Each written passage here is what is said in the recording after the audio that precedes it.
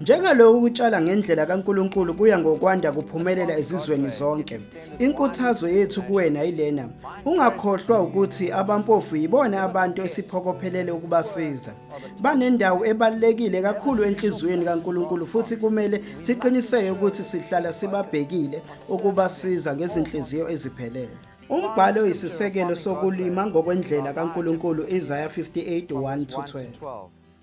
Memeza ngezwi elikhulu, ungazibambi, uliphakamise izwi njengecilongo, utshele abantu bami iziphambeko zabo, indlu kaJehobe izono zayo.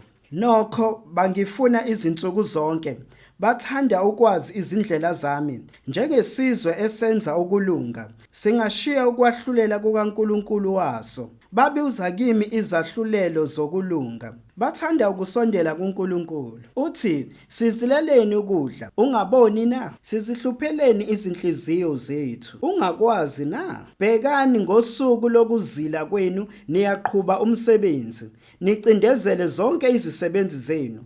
Bhekani nizilele ukulwa nokuphikisana, nokushaya ngenqindi yobubi. Yikhona lokuzila engikukhethileyo yini nosuku lokuba abantu bawuhluphe umphefumulo wakhe, ukuthi umuntu agobe ikhanda lakhe njengomhlanga, endlale indwangu yamasaka nomlotha phansi kwakhe na? Lokhu kambe ungakubiza ngokuthi ukuzila nosuku olwamukelekayo kuJehova na? Akusikho lokhu ukuzila engikukhethileyo yini? Ukuthukulula izibopho zobubi nokuxegisa imichilo yamajoka, ukukhulula abacindezelweyo nokwaphula onke amajoka na? Akusiko ukwabela abalambileyo isinkwa sakho, nokuyisa abampofu nemihambuma ekhaya lakho, nokungazisithezi kwabayinyama yakho na?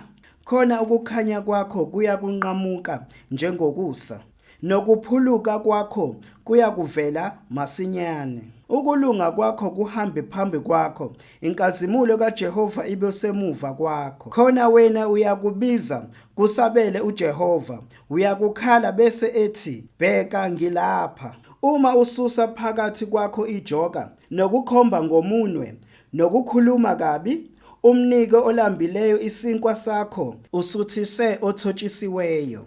Khona ukukhanya kwakho kuyokuma ebumnyameni, ukuhlwa kwakho kube njengemini. uJehova uyakuhola njalo, asuthise umphefumulo wakho ezindaweni ezomileyo, aqinise amathambo akho. Uyakuba njengensimu eniseliweyo, ubuye wakhe izisekelo zezizukulwane ezedlulileyo. Ubizwe ngokuthi umvalizikhala nomlungisi wemikhondo ukuba uhlalwe kuyo.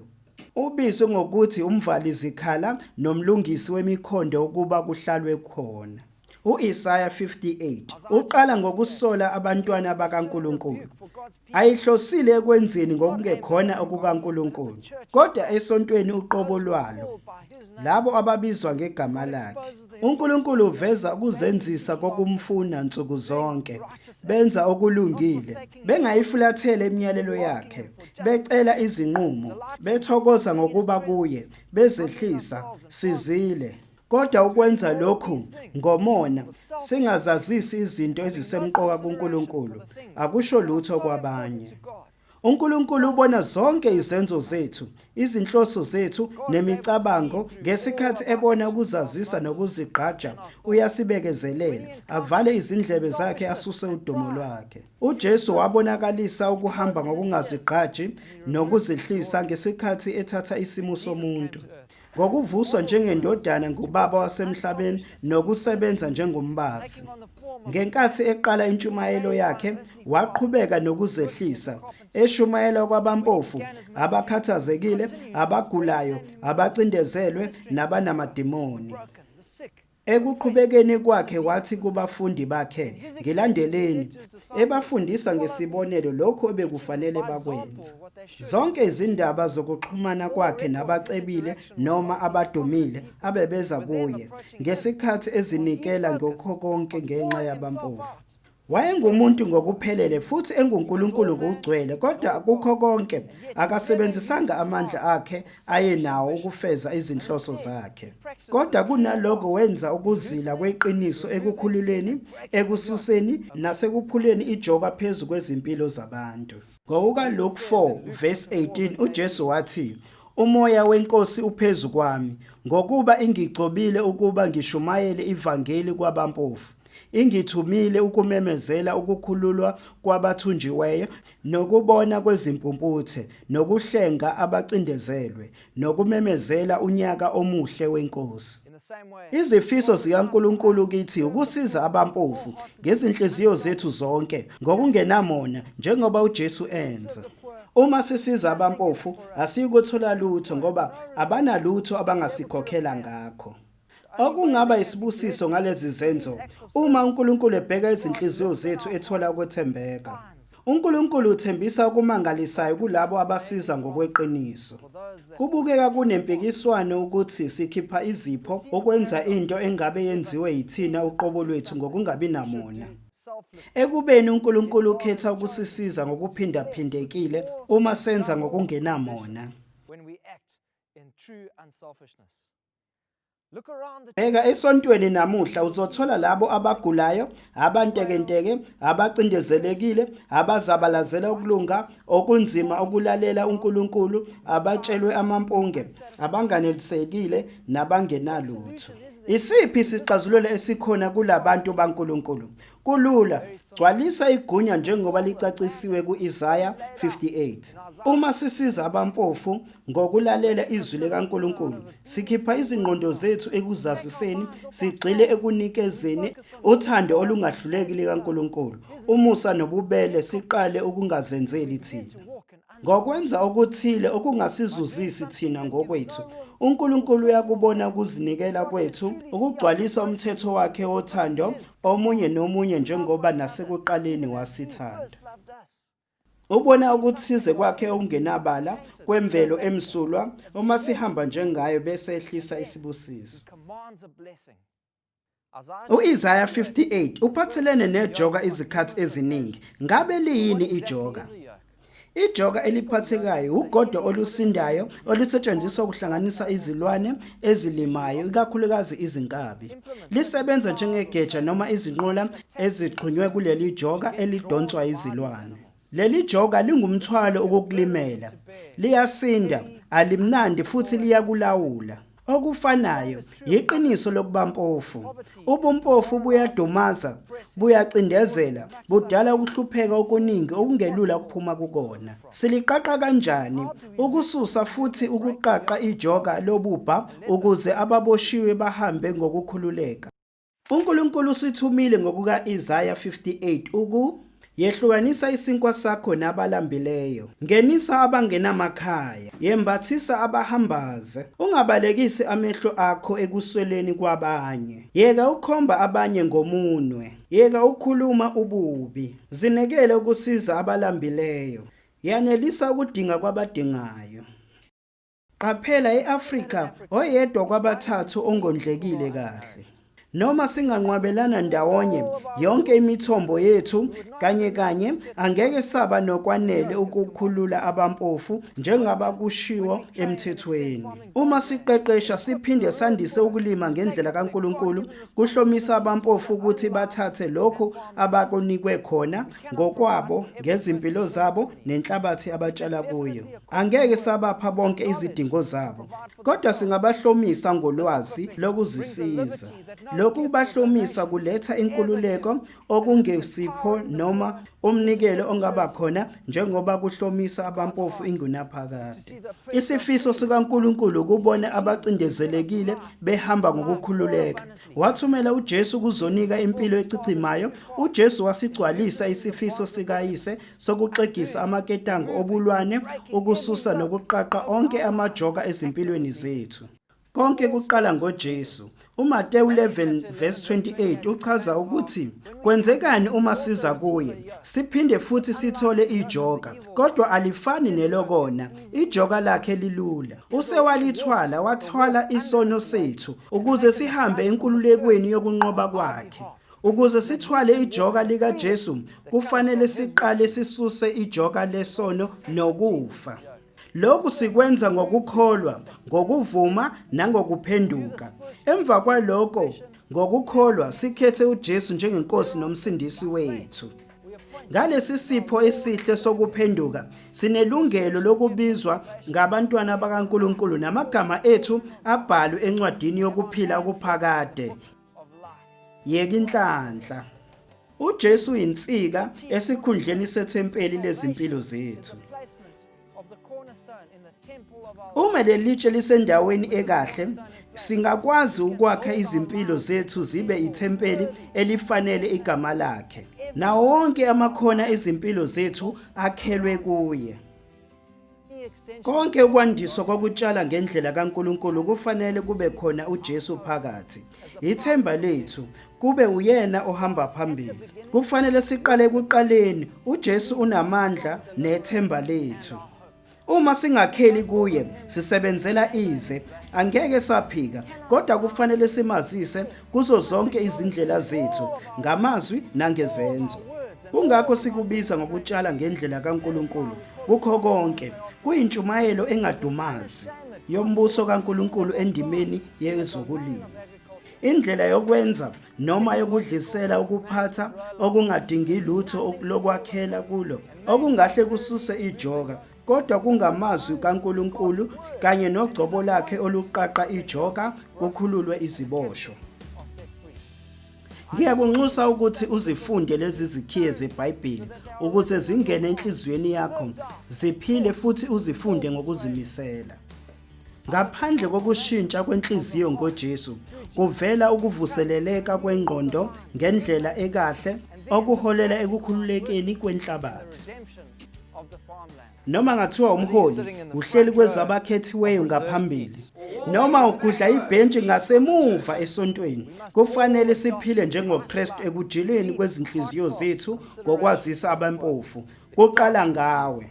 Uma uzoba umlimi otshala ngendlela kaNkulunkulu, kumele uqale udlule kulezi zifundo, futhi uqiniseke ukuthi uqala kancane bese uyanda ngokuthembeka. Qhubeka nokufunda izincwadi ezikhona, uphinde uhambele izinhlanganiso zokuqeqesha zikhathi zonke. Uma unesifiso sokuqeqesha ngokutshala ngendlela kaNkulunkulu, kanjalo udinga ukuzinikela ekuqeqeshweni kanye nasebudlalwaneni nabantu abanolwazi lokulima. Lokhu kuhlanganisa hambela okungenani izinhlanganiso ezintathu zoqeqesho. Utshale uphinde ubhekelele esakho isivande isizini eyodwa. Uzimbandakanye ohambeni lokukhulisa abantu olwazini lokulima emasimi abo. Uma omunye wabaqeqeshi ophethe ukulima ngendlela kaNkulunkulu ezizwela ukuthi usewulungele, siyobe sesikukhetha njengomqeqeshi wokutshala ngendlela kaNkulunkulu. Khumbula ukuthi ukutshala ngendlela kaNkulunkulu akuyona inhlangano ethile, kodwa ithuluzi elinikeziwe emzimbeni kaKristu. Asizame ukwakhela ukutshala ngendlela kaNkulunkulu, kodwa kunalokho ukukuhlomisa ukutshala ngendlela kaNkulunkulu. Sifuna ukukhipha izinkulungwane zabaqeqeshi ukuze sidlulise lo mbiko wethemba kwabangenathemba, ngaphansi kophahla lwamasonto abo, amamishini noma izinhlangano.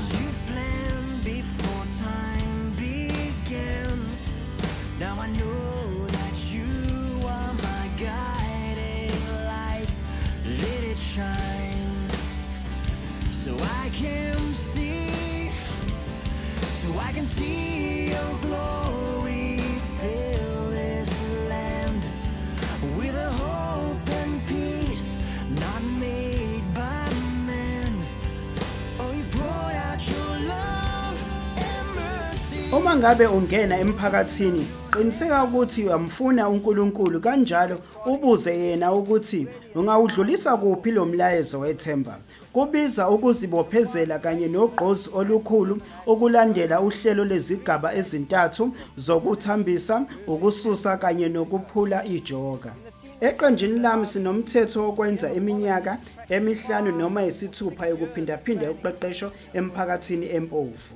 Lokhu sikwenza ngokuzibophezela, kubiza kakhulu, kodwa sikwenza ngentobeko kulokho uNkulunkulu akhulumile kithi ukuba sikwenze, futhi sekuthele izithelo eziningi kule minyaka edlule. Akukuhle ukwenza uqeqesho kanye nje kuphela, njengalokhu ujwayele ukwenza umonakalo omningi kunokuhle. Isipiliyoni sami onyakeni wokuqala woqeqesho yilabo kuphela abazimisele ukuletha ushintsho emphakathini abazobe bekulungele ukuqala ngokugcwele ukutshala ngendlela kaNkulunkulu. Ngakho-ke sebenzisa ukuhlakanipha ukuze ukhuthaze abalimi abasafufusa ukuba benze izivande zokufunda emasimini abo. Ngifisa sengathi bengashintsha ngokushesha njengalokho belahlekelwa kuyizinto zeminyaka. Kodwa lokho kuthatha isikhathi emphakathini. Ngakho-ke njengoba nami ngafunda, bekezela. Eminyakeni emibili kanye nowesithathu, chitha isikhathi esiningi ukhuthaza abalimi asebeke bazama. Ubanike ngamunye isikhathi sokuxoxa nabo ukuba balandelele emdlandleni abebenawo. Labalimi bazeletha ubufakazi obudingekayo ukuthola umphakathi wonke nawo usushintsha. Emva kweminyaka emihlanu noma eyisithupha yoqeqesho, isisekelo esiqinile sabalimi kufanele ngabe sesakhekile. Asebenegqozi lokuqhubeka ngaphandle kwesidingo sokuba khona kwakho. Inani labakwenza emphakathini liyaqhubeka liyanda, ngisho noma ungasekho. Ngisho nokuqhutshwa kwalomyalezo wethemba emphakathini engomakhelwane. Ingakho kudinga ukhethe kahle lapho uya khona ukuyoqeqesha ngendlela kaNkulunkulu. Thola umuntu ongamthemba, angeke ukwazi ukusiza umphakathi ngaphandle kokuba ube nomuntu wakhona endaweni omthembayo. Futhi ozokwazi ukuqhubeka nombono ngisho ungekho. Kungakuhle abe nezimpawu ezifana nezomholi webandla. Kufanele abe umuntu oxhumekayo futhi akwazi ukusiza ukulawula ekuhlanganiseni abantu ngesikhathi soqeqesho. Ngakho-ke kudingeka kube yindoda enomthelela. Endaweni odlulisela kuwe lo myalezo, qiniseka ukuthi lolu qeqesho lutholwa yiwo wonke umuntu, kungabi abantu abakhethekile kuphela. Kungenzeka uthole imiphumela emihle ngomuntu oyedwa, kodwa bangazithola becwaseka futhi behlukumezeka ngenxa yomona. Ngisho noma ngabe ufundisa umuntu ngamunye, mema umphakathi ukuba uze ngezikhathi zokufunda, uphinde ube yingxenye ekuvakasheleni amasimu. Iningi labaqeqeshi abadala bokutshala ngendlela kaNkulunkulu bazamile ukusebenzisa amazinga amakhulu ezindawo zokuqalisa ukuze bazuze imiphakathi ukuthi ingene ekutshaleni ngendlela kaNkulunkulu. Bathola imiphumela emihle ezindaweni ezifana nalezo ababukela kuzo. Kodwa kuyiyona ifike ibashaye emphakathini, ayiqhubeki njengalokhu ithathwa njengento yesikhashana kunokuba ithathwe njengendlela yokwenza. Ngike ngazama ihektha elilodwa eKenya ebelibiza imali enkulu ukulinakekela. Enye inselele eyayikhona kumphakathi owawumpofu. Kubiza kangcono kakhulu futhi ukuhlomisa uqeqesho usebenzisa indlela ka-6x6 meter wesivande. Lapho wonke umphakathi ungenza ukwazi ukuthola lonke uqeqesho olubalulekile ukuba bathembeke ngalokho uNkulunkulu abanike kona. Kuba into enhle kakhulu uma uhlala ngaphakathi noma eduze komphakathi owuqeqeshayo, ngoba ungakwazi ukuhlukanisa izifundo zokuqeqesha uzenze izigaba ezincane. Ukuthatha abalimi kusukela ekulungiselelweni kwendawo kuya ekutshaleni. Qiniseka ukuthi unikeza abalimi isikhathi esanele ukuze nabo bakusebenzise ezindaweni zabo lokho abakufundile. Ungaphinde wahlukanise okhiye beBhayibheli kanye nokhiye bokwangamela.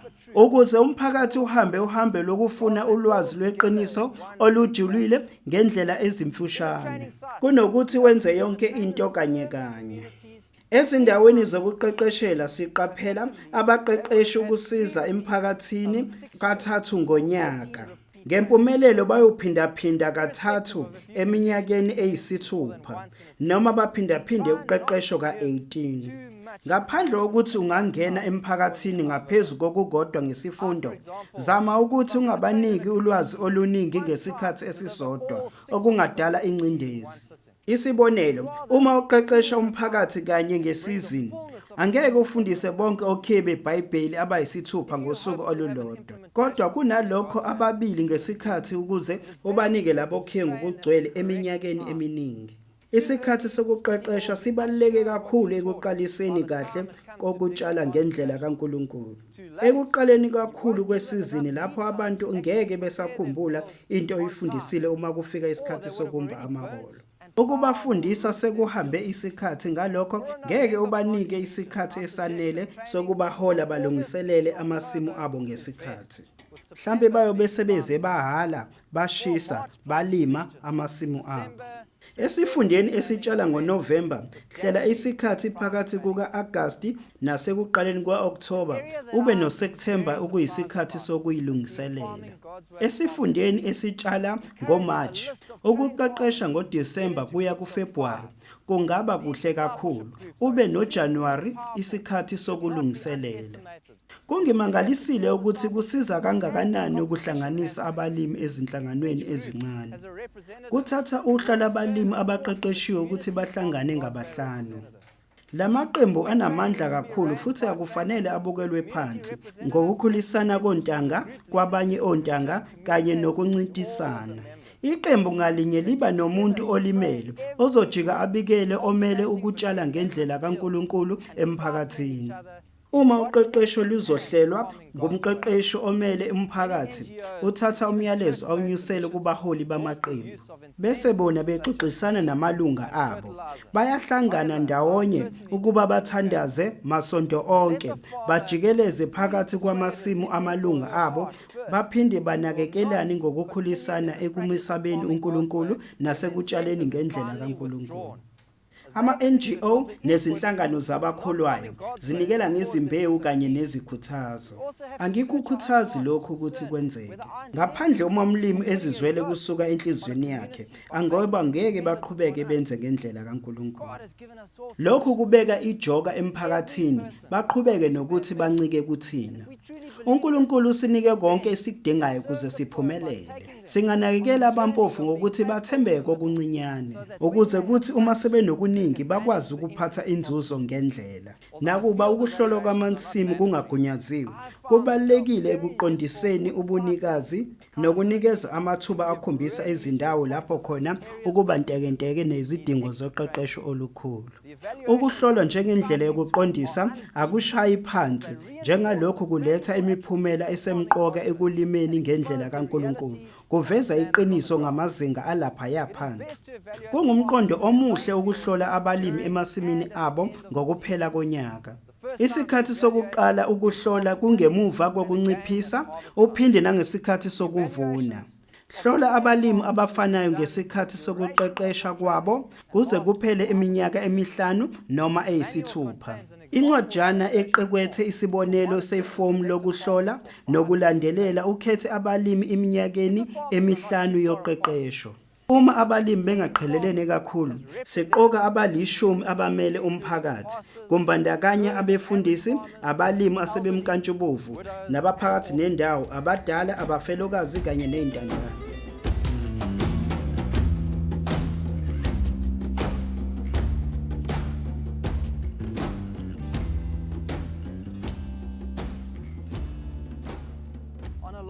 Endaweni ebanzi, beka indawo kuNkulunkulu ngomthandazo, umcele ukuthi akuphe amazwi akhe, ukuze ukwazi ukuthi ikuphi okufanele ukufundise, nokuthi ngubani ozoba ngumxubanisi ozosebenzisana naye. Ngikhuthaza ukuthi umkhuleko wenziwe ekuqaleni nasekugcineni kwezingadi ezineselwe kahle, ngaphambi nangemuva koqeqesho noma ngabe ubhekene nomlimi oyedwa. Sengithole ukuthi ukuthatha isikhathi uvakashele abalimi, uthandaze nabo emasimini abo, enza kahle kakhulu ekuwineni abantu ukuthi bashintshele ekutshaleni ngendlela kaNkulunkulu ngezinhliziyo eziphelele. Abampofu banobuhlobo obumangalisayo ukubavakashela emasimini abo, uthandaze nomuntu ngamunye, kuhamba indima ende, kudala ubuhlobo nothando. Khumbula ukucela abangani bakho, abomndeni, ozakwenu ukuba bakulekelele emkhulekweni njengoba uhamba, nokuthi ubeke uNkulunkulu phambili njengehawu lakho. Akafuni ukuthi ijoka lobubha lehliselwe ezimpilweni zabampofu.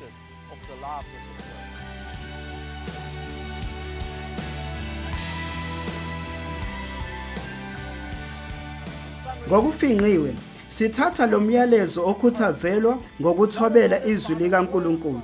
ogxiliswe ozelweni olufana nolukaKristu, bese siwahambisa ngothando olukhulu lwabampofu ukuze bakhululwe ejogweni lokuhlupheka.